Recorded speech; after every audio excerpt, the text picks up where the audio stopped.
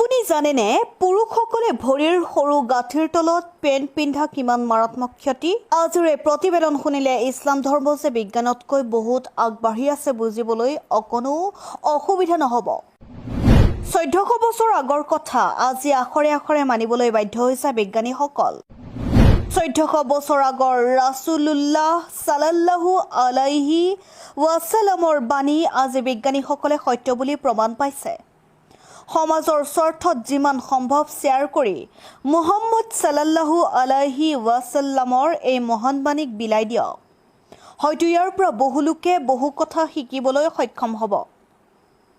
মুহাম্মদ সাল্লাল্লাহু আলাইহি ৱাছাল্লামে কৈছে পুৰুষৰ পেণ্ট কাপোৰৰ ভৰিৰ সৰু গাঁঠিৰ ওপৰত পিন্ধিবলৈ, অন্যথা সি জাহান্নামত যাব।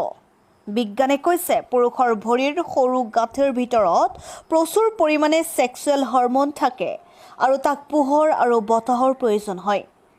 সেইকাৰণে কোনোবাই যদি তাক খোলা নাৰাখি ঢাকি ৰাখে তেনেহ'লে তাৰ যৌন শক্তি কমি যাব আৰু বিভিন্ন ৰোগত আক্ৰান্ত হ'ব।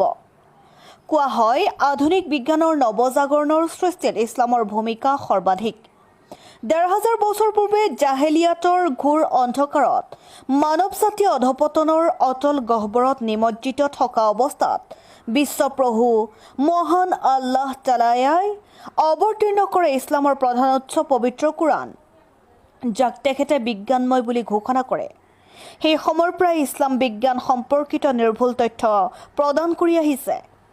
ইছলামৰ সৈতে বিজ্ঞানৰ কোনো বিৰোধ নাই, যদিও কোনোবাই আকৌ বিজ্ঞানত ইছলামৰ অৱদানক খুবেই ক্ষুদ্ৰ দৃষ্টিত প্ৰকাশ কৰিছে।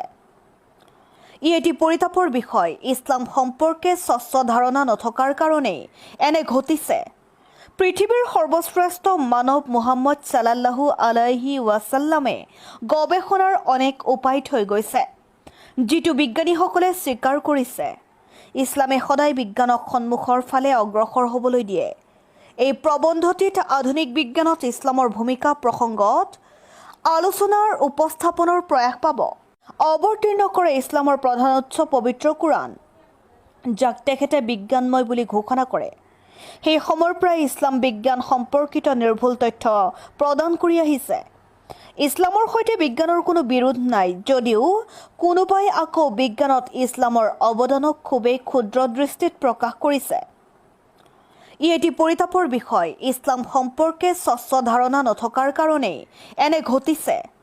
পৃথিৱীৰ সৰ্বশ্ৰেষ্ঠ মানৱ মুহাম্মদ সাল্লাল্লাহু আলাইহি ৱাছাল্লামে গৱেষণাৰ অনেক উপায় থৈ গৈছে, যিটো বিজ্ঞানীসকলে স্বীকাৰ কৰিছে। ইছলামে সদায়